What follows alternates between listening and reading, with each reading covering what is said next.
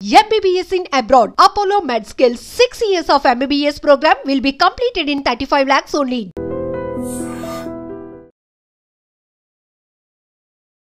నమస్తే welcome back to IT media. నేను మీ Jhansi. So HIV అనేది కొన్ని సంవత్సరాల నుంచి కూడా ఒక పెద్ద శాపం అని చెప్పుకోవచ్చు. వచ్చిన వాళ్ళని సొసైటీ దూరం పెడుతుంది. మెడికేషన్ కూడా లేదు, ఇప్పటివరకు ఎలాంటి మందులు కూడా లేవు అంటే పూర్తిగా క్యూర్ అవ్వడానికి. బట్ రీసెంట్గా ఏదైనా అల్లోపతిలో ఎడిషనల్ ఎఫెక్టివ్గా పనిచేసే మెడిసిన్స్ వచ్చాయా, ఈ విషయం తెలుసుకుందాం. ప్రస్తుతం అంతా ఉన్నారు ఫిడికస్ హాస్పిటల్ నుంచి హోమియోపతి డాక్టర్ భరద్వాజ్ గారు. నమస్తే సార్. నమస్తే అండి.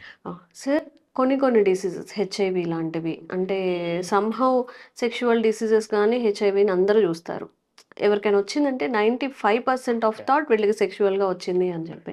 అండ్ ఇప్పటి వరకు కూడా హెచ్ఐవి పూర్తిగా తగ్గడానికి అయితే మెడిసిన్ లేదు. రీసెంట్ టైమ్స్లో ఏమైనా ఎడిషన్స్ ఉన్నాయా? కొత్త మెడిసిన్ ఏదైనా అడ్వాన్స్డ్ మెడిసిన్ ఏదైనా వచ్చిందా హెచ్ఐవికి? సో ఫస్ట్ ఈ టాపిక్లో వెళ్ళే కంటే ముందండి జనాలకు ఒక చిన్న ఇంపార్టెంట్ మెసేజ్ ఇవ్వాలని. అదేంటంటే మనం చాలా అడ్వర్టైజ్మెంట్లు చూస్తున్నాం. సో మా దగ్గరకు వస్తే హెచ్ఐవిని పూర్తిగా క్యూర్ చేస్తామని చాలామంది క్లెయిమ్ చేస్తున్నారు. చాలామంది మోసపోతున్నారు. ఈవెన్ హోమియోపతి డాక్టర్లు కూడా నేను చూశాను హెచ్ఐవిని క్యూర్ చేస్తాము అని ముందుకు వచ్చిన వాళ్ళు చాలామంది ఉన్నారు. ఆ పేషెంట్లు డెత్ అయిన పేషెంట్లు కూడా నాకు చాలామంది తెలుసాను. బ్లంట్గా హెచ్ఐవి ఉన్నవాళ్ళు కానీ హెచ్ఐవి బంధువులు ఉన్నవాళ్ళు కానీ లవ్డ్ వన్స్ ఉన్నవాళ్ళు కానీ తెలుసుకోవాల్సింది ఏంటంటే హెచ్ఐవి క్యూర్ చేయడానికి ఇంతవరకు ప్రపంచంలో మెడిసిన్ లేదు. అది మార్కెట్లో లేదు. క్లినికల్ ట్రయల్స్లో కూడా ఇంతవరకు హెచ్ఐవిని క్యూర్ చేయడానికి మెడిసిన్ లేదు. ఎందుకంటే హెచ్ఐవి వైరస్లో ఆర్ఎన్ఏ ఉంటుందన్నమాట. అది బాడీలోకి ఎంటర్ అయిన తర్వాత ఆర్ఎన్ఏ డిఎన్ఏగా మారుతుంది. దాన్ని రివర్స్ ట్రాన్స్క్రిప్షన్ అంటామన్నమాట. ఆ డిఎన్ఏగా మారిన తర్వాత ఆ డిఎన్ఏ ఏమవుతుందంటే హ్యూమన్ డిఎన్ఏతో అతుక్కునేస్తుంది. సో ఇది హ్యూమన్ డిఎన్ఏ, ఇది హెచ్ఐవి డిఎన్ఏ. ఈ హెచ్ఐవి డిఎన్ఏ వచ్చి హ్యూమన్ డిఎన్ఏతో ఇలా అతుక్కుంటుంది. ఒక్కసారి హ్యూమన్ డిఎన్ఏ హెచ్ఐవి డిఎన్ఏ అతుక్కునిందంటే దాన్ని రివర్స్ చేసే మెడిసిన్ ఇంతవరకు లేదు. మనం ఏం చేయొచ్చు అంటే ఈ అతుక్కున్న డిఎన్ఏ నుంచి మళ్ళీ కొత్త ఆర్ఎన్ఏ వచ్చి కొత్త వైరస్ రాకుండా చేయొచ్చు. అదేంటి? మెడిసిన్స్ తీసుకున్న అన్ని రోజులు మాత్రమే. ఎప్పుడైతే మీరు మెడిసిన్స్ తీసుకోవడం మానేస్తారో ఈ ఆర్ఎన్ఏ ఈ డిఎన్ఏ నుంచి ఈ వైరల్ డిఎన్ఏ నుంచి మళ్ళీ కొత్త ఆర్ఎన్ఏ వచ్చి ఆ ఆర్ఎన్ఏ హెచ్ఐవి వైరస్గా మారుతుందన్నమాట. హెచ్ఐవి మీకు కంట్రోల్లో ఉండేది మెడిసిన్ తీసుకున్నన్ని రోజులు మాత్రమే. మీరు మెడిసిన్ స్టాప్ చేస్తే మళ్ళీ హెచ్ఐవి అనేది వస్తుంది. చాలామంది ఏం చెప్తారంటే మంచి మెడిసిన్స్ తీసుకుంటారు, వైరల్ లోడ్ తగ్గిపోతుంది, 0 వైరల్ లోడ్ వస్తుంది. 0 వైరల్ లోడ్ వచ్చిన తర్వాత మాకు అంతా తగ్గిపోయింది, క్యూర్ అయిపోయింది అనుకొని మళ్ళీ ఇలా పని చేస్తుంది. అది చాలా తప్పు. ప్రపంచంలో ఎక్కడ హెచ్ఐవిని క్యూర్ చేయడానికి మందంటూ లేదు. అది అలోపతి కానీ హోమియోపతి కానీ యునాని కానీ సిద్ధ కానీ దేంట్లో లేదు. మెడిసిన్ అని వాడినన్ని రోజులు మీకు వైరస్ 0 చూపిస్తుంది, హెల్దీగా ఉండొచ్చు. ఇప్పుడున్న టెక్నాలజీ ప్రకారం ఏంటంటే ఒక హెచ్ఐవి లేని మనిషి 100 సంవత్సరాలు హెల్దీగా హ్యాపీగా ఎలా బతుకుతారో హెచ్ఐవి ఉన్న మనిషి కూడా హెల్దీగా హ్యాపీగా 100 సంవత్సరాలు బతకచ్చు. డిఫరెన్స్ ఏంటంటే ఈ హెచ్ఐవి ఉన్న పర్సన్ రెగ్యులర్గా మెడిసిన్ వాడాలి, హెచ్ఐవి లేని పర్సన్ మెడిసిన్ వాడాల్సిన అవసరం లేదు. అంత తప్పితే ఇంకేం డిఫరెన్స్ లేదు. మెడిసిన్ అనేది కంప్లీట్గా వాడాలి. నెక్స్ట్ ఏం చేంజెస్ వచ్చాయి? మనం పాతకాలం తీసుకున్నప్పుడైతే హెచ్ఐవి మెడిసిన్కి చాలా సైడ్ ఎఫెక్ట్స్ ఉన్నాయి, ఎవ్రీడే వేసుకోవాల్సి వచ్చేది. Over a period of time ఏంటంటే ఇప్పుడు రోజుకి ఒకటి వేసుకోవడం, లేకపోతే 6 నెలలకు ఒక ఇంజెక్షన్ తీసుకోవడం, అట్లాంటివి కూడా అడ్వాన్స్డ్ మెడిసిన్స్ మనకు వచ్చాయన్నమాట. ఇవన్నీ మనం అలోపతి గురించే మాట్లాడుతున్నాం. ఇంకోటి ఏంటంటే చాలా ఇంపార్టెంట్ థింగ్, హెచ్ఐవి లేని వాళ్ళు హెచ్ఐవి ఉన్న వాళ్ళని పెళ్లి చేసుకోవచ్చా? పెళ్లి చేసుకోవచ్చు. అంత అడ్వాన్స్డ్ టెక్నాలజీ ఉంది. ఒకరి నుంచి ఒకరికి రాదనమాట. పెళ్లి చేసుకున్నా కూడా రాదనమాట. అదేవిధంగా తల్లికి హెచ్ఐవి ఉంటే బిడ్డకి హెచ్ఐవి వస్తుందా? అది కూడా రాదనమాట. అంటే వచ్చే ఛాన్స్ తక్కువ. సో దానికి కూడా మనకు అడ్వాన్స్డ్ మెడిసిన్స్, అడ్వాన్స్డ్ టెక్నాలజీ ఉంది. అంటే ఈ మెడిసిన్స్ వాడితేనే బేబీకి రాకుండా ఉంటుందా, లేదంటే నార్మల్గా అయితే వస్తుందా? నార్మల్గా వస్తుంది. మెడిసిన్స్ వాడాలి.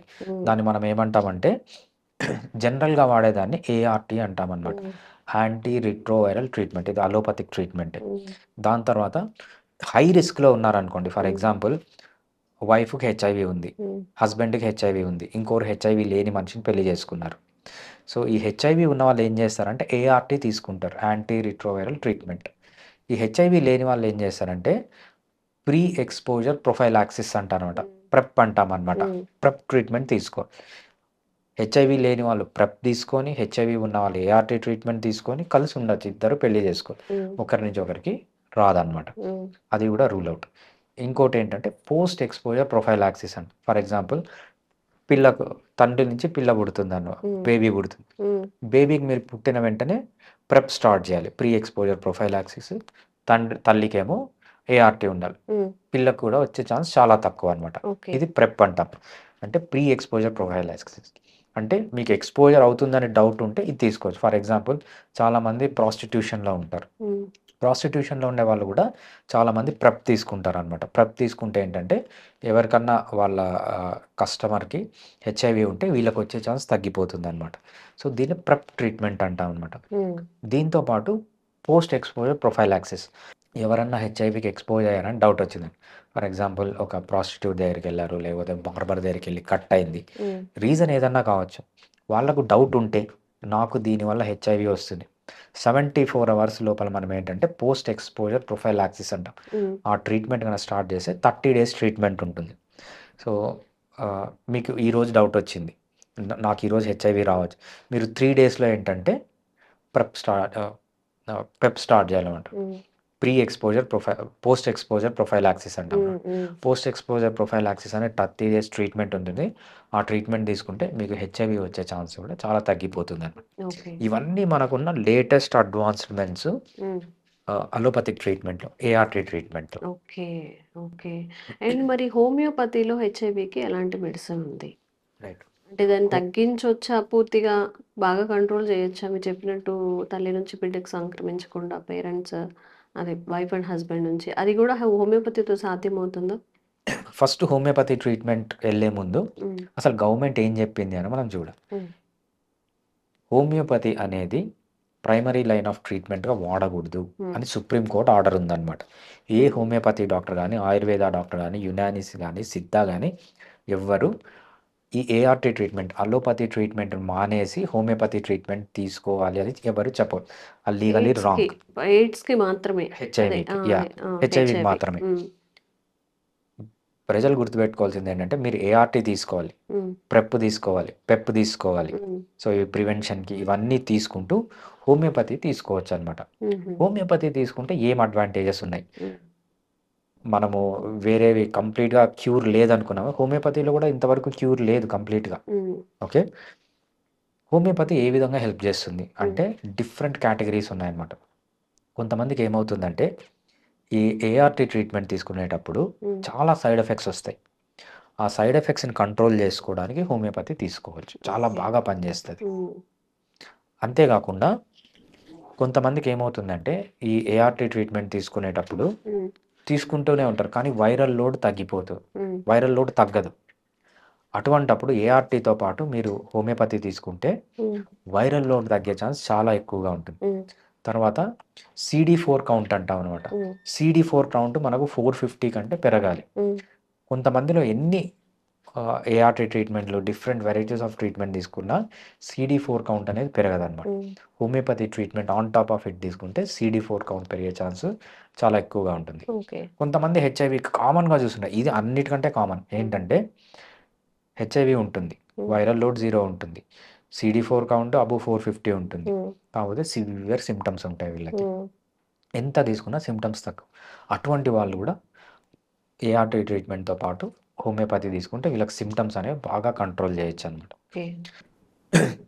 కొంతమంది ఉంటారు అన్నీ బాగానే ఉంటాయి అయినా కూడా హోమియోపతి తీసుకుంటారు ఆన్ టాప్ ఆఫ్ ఇట్. ఏఆర్టీతో పాటు వీళ్ళలో ఏంటంటే మంచి ఇమ్యూనిటీ లెవెల్స్ మెయింటైన్ చేయొచ్చు. సో వీళ్ళ లాంగివిటీ కానీ లేకపోతే quality of the life, quantity of the లైఫ్ని పెంచాలంటే హోమియోపతి చాలా ఎఫెక్టివ్గా పనిచేస్తుంది ఈ హెచ్ఐవి కేసెస్లో.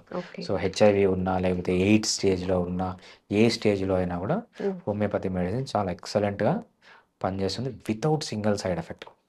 జనాలు గుర్తుపెట్టుకోవాల్సింది ఏంటంటే ఏ హోమియోపతి డాక్టర్ చెప్పినా మీరు ఏఆర్టీ ట్రీట్మెంట్ స్టాప్ చేసి హోమియోపతి తీసుకోకూడదు, ఏఆర్టీతో పాటే హోమియోపతి తీసుకోవాలి, దట్ ఈస్ లీగల్. ఓకే. చాలా వీడియోస్ చేస్తూ ఉంటాము. బీపీ అంటే బ్లడ్ ప్రెషర్‌లో ఫ్లక్చుయేషన్స్ అని, షుగర్ అంటే ఇదని పర్టిక్యులారిటీస్. అసలు హెచ్ఐవీలో హెచ్ఐవీ ఉన్న పేషెంట్‌లో ఎలాంటి మార్పులు జరుగుతాయండి? వాళ్ళకి ఏదైనా బాధ గాని ఎలా అనిపిస్తుంది వాళ్ళకి వాళ్ళ బాడీలో?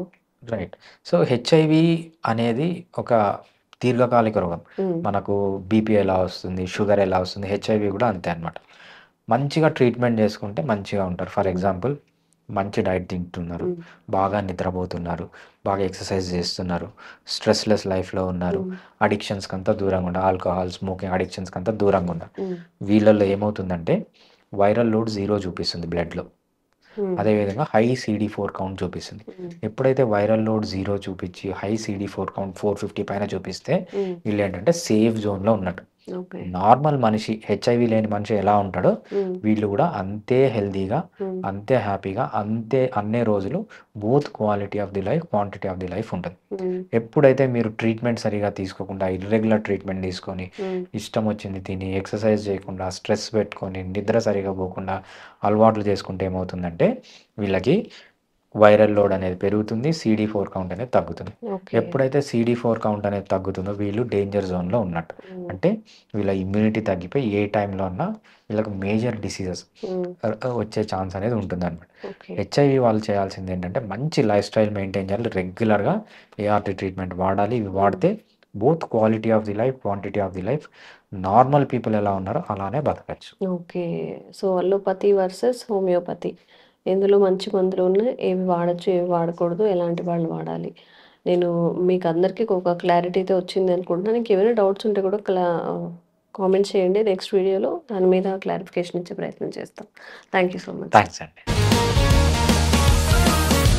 Sir, one life lesson what medicine has taught you. whatever you can do without expecting. But I really believe మన పాజిటివ్ యాటిట్యూడ్ ఉంటేనే మనం ఏదైనా సాధించగలం. గట్ని మనం కరెక్ట్గా డీల్ చేసినట్లయితే అది మనకి పాజిటివ్ హార్మోన్స్ని రిలీజ్ చేస్తుంది. షుగర్ వచ్చిన వాళ్ళ పరిస్థితి ఏంటి? పొట్ట దగ్గర పెరిగితే దాన్ని ఆండ్రాయిడ్ అంటారు. ఆండ్రాయిడ్ ఫోన్ కదా. అసలు థాట్స్ ఎందుకు వస్తాయి? బ్రెయిన్ డెడ్ అంటే దానికి ప్రపంచం అంతా కూడా కొన్ని నిర్దిష్టమైనటువంటి లక్షణాలు ఉంటాయి. మానసికంగా ధైర్యంగా ఉంటే క్యాన్సర్ జయించవచ్చు. You are a doctor for a cause sir, అంతే. వాళ్ళకి వచ్చిన ఆదాయం కాకుండా ఫ్రీ సర్వీస్ ఎంతమందికో చేస్తుంది.